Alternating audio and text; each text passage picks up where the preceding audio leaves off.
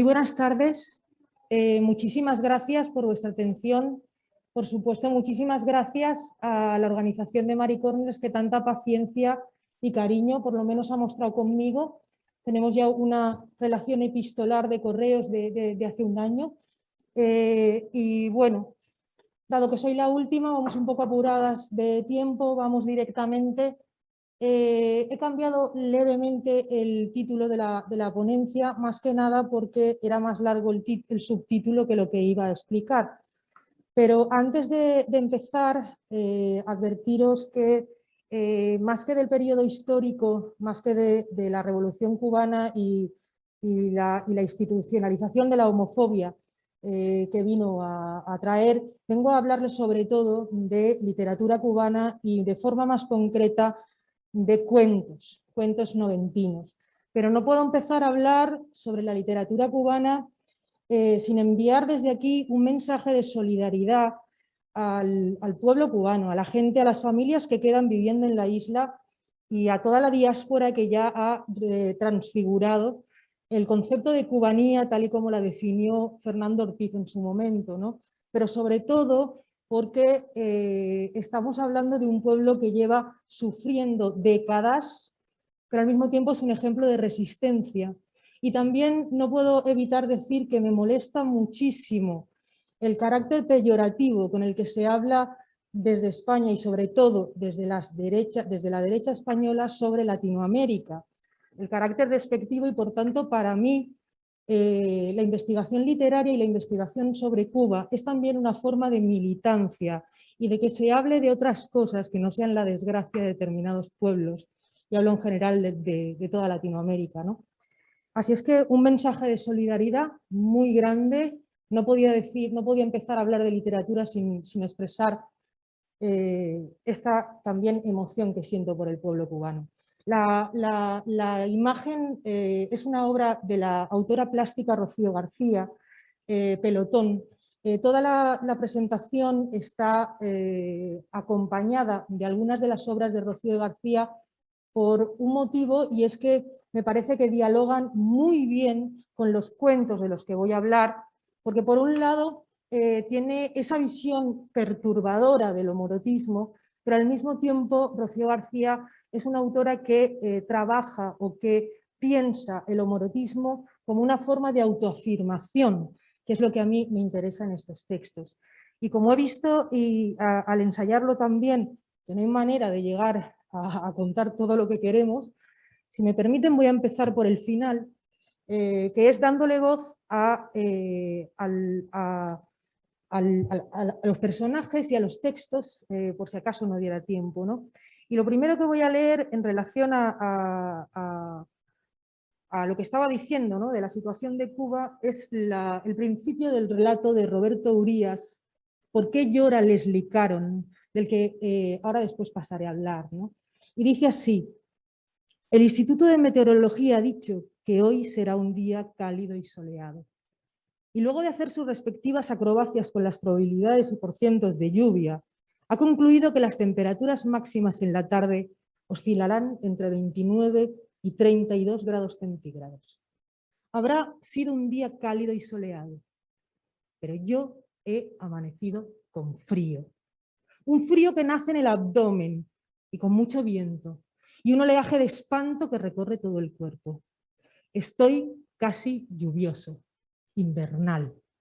Y esta es la sensación o la emoción que de alguna manera transmiten estos textos, de haber algo profundo que remueve las circunstancias sociales históricas que se estaban viviendo y que al mismo tiempo hace de estos textos o hace de la literatura, o tenemos un ejemplo más de cómo la literatura tiene un carácter, o puede tenerlo, terriblemente subversivo. Me han dicho que se daba aquí, ahora, terriblemente subversivo, ¿de acuerdo? Ahora bien, antes de empezar a hablar un poco de los textos y de esa fatídica relación entre la homosexualidad masculina y la Revolución Cubana, era importante establecer una muy breve genealogía para ver que efectivamente este discurso desde lo literario no nace en los 90 ni tampoco en los 80, y es curioso porque en relación al trabajo del compañero Raúl Navarro, veremos cómo también es en los años 20 cuando se produce o cuando empieza a producirse, todavía en la Cuba republicana, la aparición de los primeros textos homoeróticos, tanto masculinos como femeninos. Ahora bien, hay 4 jinetes del apocalipsis que, cuidado, son los autores más estudiados, sobre los que más se ha hecho hincapié. Eso no quiere decir que sean los únicos, por supuesto, pero hay una ardua crítica sobre ellos, ¿no? El primero es Virgilio Piñera, ¿de acuerdo? Y la importancia en este sentido que tuvo la revista Ciclón a partir ya de 1955, que es donde se publican 2 de sus ensayos referentes al homoerotismo masculino, uno de ellos relacionado con unos fragmentos que Ciclón publicó de las 120 jornadas de Sodoma, ¿no? Y que se consideran una primera reflexión o un primer inicio del corpus homoerótico crítico, ¿no? De articulado crítico sobre esta temática.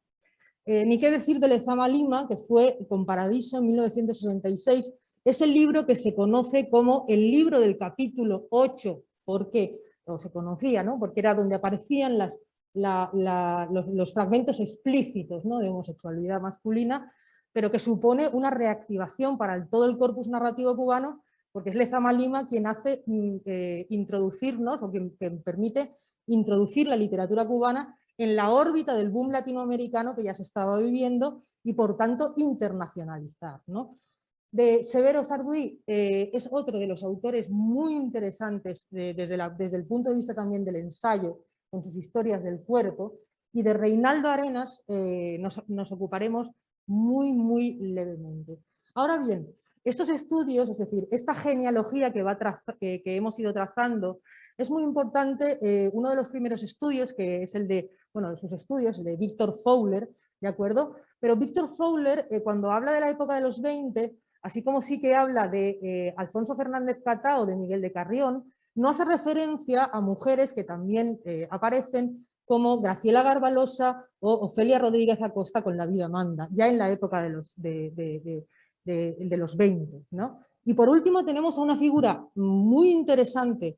Lógicamente estos 2 últimos bloques han sido muchísimo menos estudiados y por tanto ocupan un interés mayor para mí. Sobre todo el caso de Abilio Estevez, al que tenemos hoy en día viviendo en Palma de Mallorca, y que ha tenido una continuación, una producción posterior, me parece maravillosa y que creo que se le ha prestado muy poca atención, ¿vale? Ahora bien, hay una serie de títulos clave que se consideran fundamentales en el desarrollo posterior de la literatura cubana, de la literatura gay cubana, ¿no? Hablamos aquí de homoerotismo masculino, ¿no? De Roberto Urías hemos leído un fragmento. El siguiente sería el de Senel Paz, que lo conoceréis por la versión cinematográfica Fresa y Chocolate, del que él hizo el guión. Y luego una autora de la que no podemos dejar hablar es Ana Lucía Portela, que en los 90, con el relato Dos almas nadando en una pecera, inicia un proceso de normalización de la temática lésbica que protagoniza lo que se conoce como la generación novísima, que no podemos entrar en cuestiones terminológicas, pero hablaríamos de autoras y autores de finales, o sea, mediados de los 80, principios de los 90, ¿no? Aquellas que ya nacieron después de los 70 serían las posnovísimas, ¿no? Aquí faltaría también un poemario de Abilio Estevez, pero como hablamos solamente de cuentos, no lo hemos incluido. Ahora bien, muy brevemente, ¿qué es lo que pasa con la revolución cubana y la homosexualidad masculina? No vengo a descubrirles nada, simplemente sí que es interesante ver cómo el estudioso Brad Epps inicia un análisis de esta relación a partir de la biografía de Reinaldo Arenas. Reinaldo Arenas, sin duda alguna, es uno de los autores más conocidos en este país, porque en el 2000 se produce la biografía de Snabel, creo que se llama, o Snabel, no estoy muy segura, antes que anochezca, y que de alguna manera le dio un carácter ya internacional a la problemática que estábamos viviendo. Desde los estudios de género es un fenómeno realmente interesante porque no se produce ningún tipo de represión hacia las mujeres que en cambio sí se incluían en el proceso revolucionario solo como madres de la patria y también como guerrilleras. Pero es un fenómeno exclusivo de cómo se construye la masculinidad dentro del discurso revolucionario cubano y, como decía, cómo se institucionaliza esa homofobia, ¿no? Brad Epps lo relaciona con una cosa muy fácil, que es la propia militarización del discurso, que lleva aparejado también esa militarización un hincapié específico en la masculinidad, ¿no? Reinaldo Arenas, como os decía, es un autor paradigmático como tantos otros porque se produce la circunstancia de que primero apoyó la revolución, fue guerrillero, pero llega un momento en 1969 cuando publica la novela El mundo alucinante que pasa a ser considerado contrarrevolucionario. Y esto es lo que a mí me interesa porque aquí lo que vemos es básicamente cómo la literatura se convierte, en el caso de Reinaldo y de tantos autores y autoras cubanas, en una forma de resistencia, porque desde 1969 hasta la época del Mariel, en los 80, en la que él sale del país, ¿de acuerdo? Lo que tenemos es un autor que tiene que esconder sus manuscritos, tiene que intentar sacarlos fuera del país para que sean leídos, etcétera, etcétera, etcétera. Y lógicamente fue uno de los autores que estuvo encarcelado en las unidades militares de ayuda a la producción por una cuestión muy sencilla, y es que desde el discurso, desde el discurso económico marxista, se entiende que el sujeto tiene que ver con la producción, con su propia producción. Por lo tanto, lo que se pensó era una cosa muy sencilla, y es que ese carácter antirreproductivo del homosexual tenía que suplirse con una praxis exhaustiva en esos campos, en esas unidades militares que estaban encabezadas por el lema de el trabajo te hará hombre, ¿no? En cambio, lo que aquí interesa resaltar es que tanto para Reinaldo como para los autores y autoras que vienen después, la homotextualidad es una forma, como digo, de resistencia. Y para acabar, porque sabía que no iba a dar tiempo de más, en el caso de El lobo, el bosque y el hombre nuevo, estamos hablando de un texto que tiene también un carácter totalmente internacional, porque gana el premio Rulfo Internacional de Francia en 1990, pero también hay una versión cinematográfica, que es la de Fresa y Chocolate, que conocen, y lo que nos interesa es porque articula en el campo cultural el debate sobre la viabilidad o no de la diferencia sexual como parte del proceso revolucionario, ¿no? El cuento sí que propone una dialéctica entre los dos personajes. Sin embargo, en realidad, el personaje principal, que es Diego, a pesar de su cubanía, no podemos entrar en la taxonomía que establece, cuando dice entre una picha y la cubanía, ¿no? Finalmente el personaje tiene que salir exiliado de la isla porque es denunciado. Por tanto, no queda muy clara ese debate conciliador que se intenta abrir desde los textos, ¿no? Y ya para terminar, en el caso de Roberto Urías y por qué llora Leslie Caron, estamos hablando de un texto que se publica a finales de los 80, el otro es de los 90, pero sí que es un poco, para mí, el que empieza o que se puede considerar como, digamos, una aportación a la teoría queer latinoamericana con la idea, ¿no? esta de el kitsch, porque de alguna manera la voz del personaje de Roberto Urías se identifica con esa imagen de Leslie Caron, con esa idea de Leslie Caron. Por tanto, se está cargando el nominalismo familiar y el determinismo masculino que lo encerraba. Y con una cita de por qué llora Leslie Caron, acabamos, ¿no? Dice Leslie Caron, no sé, el caso es que los miembros de mi familia, como casi todos, son entes productivos, socialmente útiles, asalariados del progreso y la concordia, santos y vírgenes bastiones de la economía. Y yo, por mi triste parte, me siento solo como una mariposa o como una caracola. Y dice Leslie Caron, soy una bella parásita. Y en este carácter, ¿no? Cuando ella dice, yo prefiero ejercer de alegre, empezamos a ver también una diversificación, por tanto, ¿no? De cómo desde los textos se va no rearticulando, sino redefiniendo una visión de la masculinidad que antecede, ¿no? Que antecede al cambio social que poco a poco parece ser que estamos viviendo después. De hecho, el señor Castro se desdijo de todas estas barbaridades en torno al 2011. pero claro, es una manera de quedar bien, ¿no? Por lo tanto, con lo que me quedo es con cómo la literatura en este contexto, el de los 90, tiene ese carácter de disidencia, de cambiar ese encorsetamiento que el marxismo había, o que el discurso marxista había encerrado en torno a la masculinidad y a toda la cuestión comportamental. Ahora bien, como dice Brad Epps, y con esto sí que acabo, hay que recordar que todas estas políticas sexuales en Cuba, en realidad, el proceso revolucionario las hereda. Es decir, ya venían de cuando Cuba era el gran prostíbulo de los Estados Unidos. O sea que no son tampoco un invento del comunismo. Con lo cual llegamos a la conclusión de que ni blanco ni negro, pero que sobre todo los textos tienen un carácter subversivo muy importante. Muchísimas gracias y aquí nos quedamos ya con la performance. Gracias.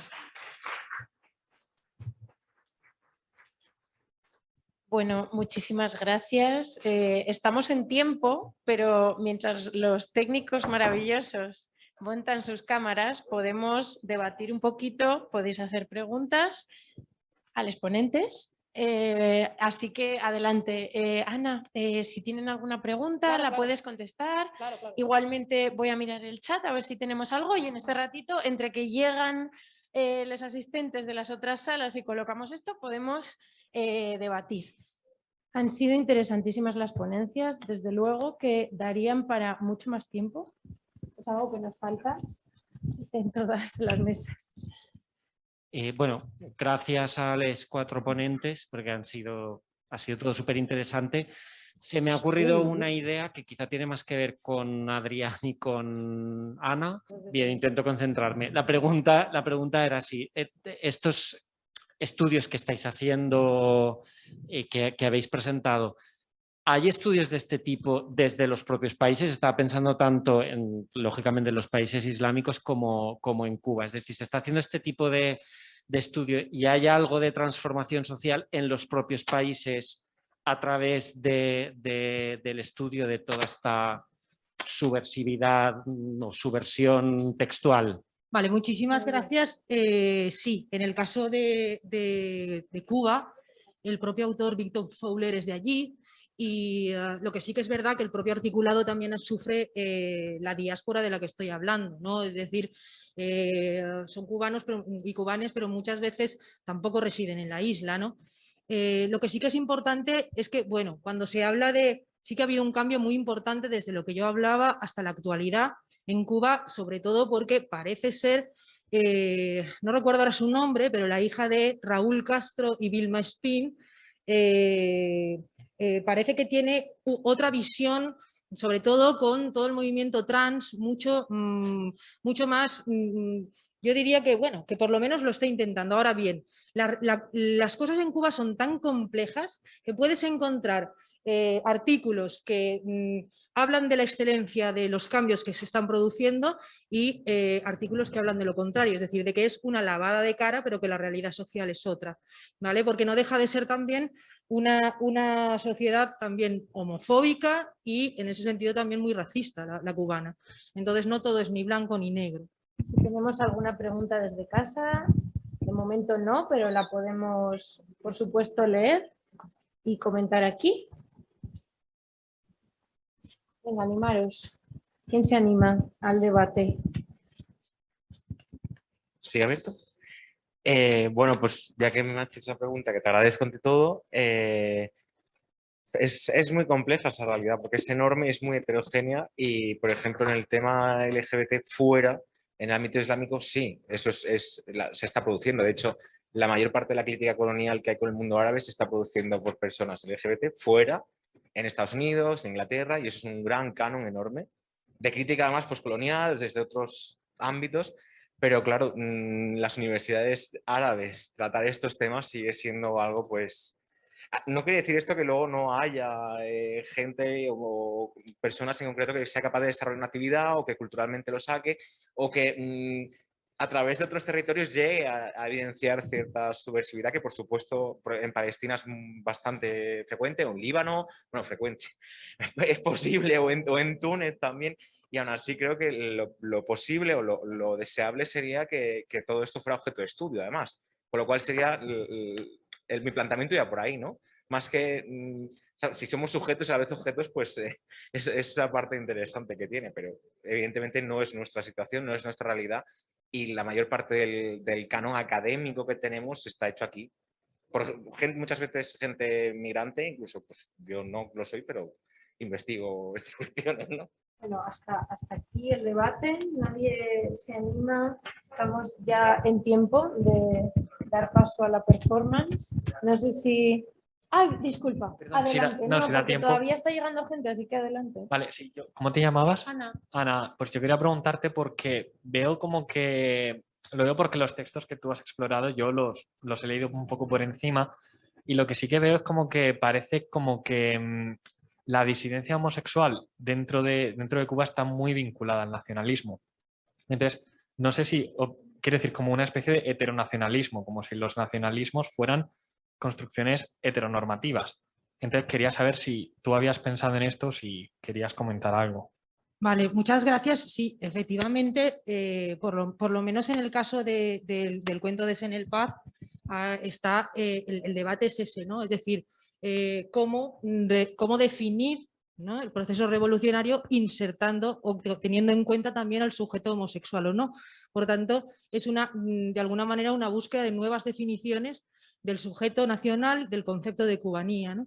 Ahora bien, sí que Víctor Fowler habla de otro tipo de textos en los que ya no se va tanto a lo colectivo como a la individualidad de cada uno, ¿no? Y entonces ahí se inserta también todo lo que es el homoerotismo femenino, ¿no?, donde ya no hay esa necesidad de dialogar con el diferente, o sea, con el concepto de nacional, sino la autoafirmación de la diferencia frente a lo nacional.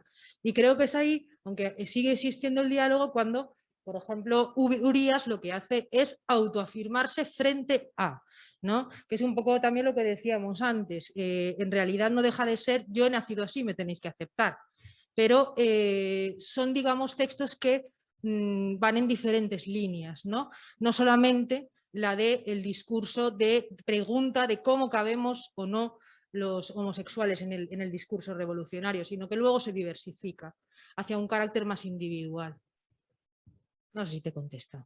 Gracias. Bueno, muchísimas gracias. No sé si hay alguna pregunta más. Desde casa no tenemos preguntas, si no me equivoco. Y vamos a dar paso a nuestra performance de hoy. Tenemos gente en la puerta, entonces vamos a pedir que entren y ahora hacemos la presentación.